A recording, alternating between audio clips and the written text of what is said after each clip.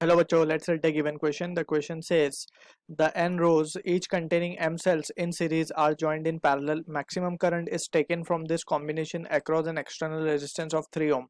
If the total number of cells used are 24 and internal resistance of each cell is 0.5 ohm, then option first given a m equals to 8, n equals to 3. Option 2 given a m equals to 6, n equals to 4. Option 3 given a m equals to 24, m equals to 12, n equals to 2. Option 4 given a m equals to 2, n equals to 12. So basically this is the case of combination of cells. So यहाँ पे हमें कुछ जो चीज़ें दी हुई हैं, before that we need to understand important concept over here. जब भी सर्किट में मैक्सिमम करंट की कंडीशन आएगी, maximum current, so in that scenario we need to understand जो external resistance होगा that will be equals to the internal resistance, और we can say अगर एक ही cell है so we will be equating it with the one cell internal resistance, लेकिन अब combination होंगे तो that will be the combination of cells. ठीक है, so this condition we need to remember for a case of maximum current. ठीक है, अब यहाँ पे ऑल्सो वी कैन अंडरस्टैंड के वी नो के जब रेजिस्टेंस पैरेलल में होते हैं तो हम क्या करते हैं, we use the formula that is 1 over R equivalent equals to 1 by R1 plus 1 by R2 and so on. ठीक है ना, so this is for the case of parallel. Series में होते तो just we add them up. ठीक, अब यहाँ से we can say in the situation that is been given to us, हमें बोला जा रहा है n रोज हैं, तो हम यहाँ पे n रोज को दो we can draw n rows over here. So हर रो के अंदर m सेल्स हैं. ठीक है, m cells are in series, n rows each containing m cells in series. ठीक है, सो मान लेते हैं कि we have n cells, m cells basically. ठीक है, दिस इज 1 2, इसका EMF हम मान लेते हैं, सबके EMF सेम ही है बेसिकली. सो ये E1 E2 and so on EM तक. सिमिलरली नीचे भी यही है, E1 E2 and EM. m cells connected है एंड यहाँ पे n नंबर ऑफ रोज हमें गिवन है. ठीक,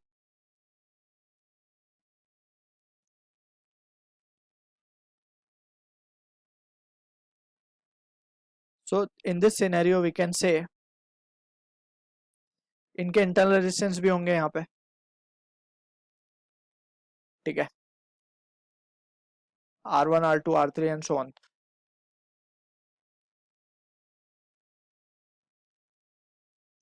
सो हमने क्या किया है, we have connected this and ये कुछ सिनेरियो हमें दिख रहा है यहाँ पे. ठीक है, अब यहाँ पे हमें बोला गया there are total number of cells कितने, हमें 24 सेल्स गिवन है टोटल नंबर.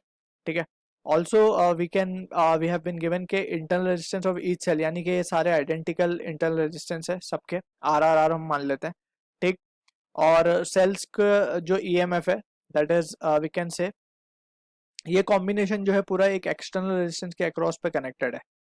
ठीक है, सो लेट्स सपोज यहाँ पे एक बैटरी सोर्स हम दिखा देते हैं, या फिर this is just the combination.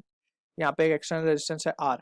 ठीक है ना, सो यहाँ पे वी कैन से सबसे पहले तो अगर हम ईच ब्रांच में रेजिस्टेंस चेक करें, so in each branch resistance will be what, क्या हो जाएगा, हमारे पास M है तो basically they are in connected in series resistance, they are in connected in series. So हम क्या लिख सकते हैं,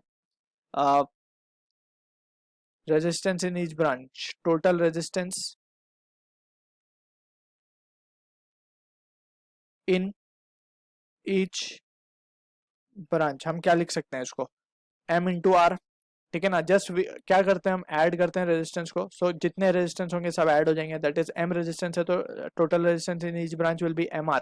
राइट, अब हर ब्रांच में सब ब्रांचेस क्या है, n branches are in parallel, basically n rows are in parallel. So we can say so basically हम क्या कह सकते हैं, R equivalent for the entire combination हम क्या लिख सकते हैं, MR अपॉन n. ऐसा क्यों किया हमने, just we know because R equivalent, ये जो फॉर्मूला है हमारा R इक्वलेंट, अगर हम उससे उस फॉर्मूले को अप्लाई करें यहाँ पे, so 1 over R equivalent will be what, MR 1 by MR. ठीक है, प्लस 1 बाय MR, क्योंकि हर सेक्शन में या हर रो में MR resistance are present. So and so on, कहाँ तक, N by M R, right. So इसी से हमें क्या मिल जाएगा, आर इक्वलेंट की वैल्यू हमारे पास क्या आ जाएगी, that comes out to be M R upon N, right. अब ये हो गया हमारे पास आर इक्वलेंट यानी total number of electrons, total number of resistance in the circuit we have calculated. अब हमसे बोला जा रहा है कि टोटल नंबर ऑफ सेल्स कितने हैं, total number of cells are 24, ठीक है। सो बेसिकली हमें m इंटू एन यानी कि number of rows into number of columns को हम मल्टीप्लाई कर लें, so we have been given that value over here, that is m into N is given as 24, so this is what the given situation is. अब we are interested in calculating the value of m and n। अब we have been also given के एक condition है, that is it is the maximum current is taken from this combination, यानी कि maximum current जब भी लिया जाएगा we can equate the external resistance with the total resistance. Alright, so we can write total combination जो resistance का हमें मिला वो ये है, this is the total combination of resistance, right. So अब हम क्या करेंगे इसे, just we will equate the two, therefore R will be equals to mr upon n, right? और from this we can say Rn will be equals to mr, और हमें क्या given है, हमें गिवन है m इंटू n is 24, ठीक है।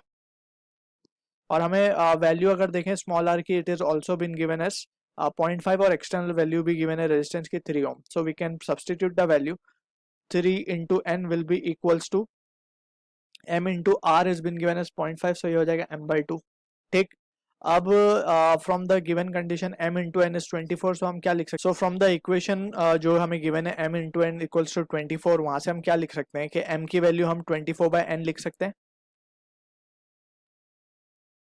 24/n,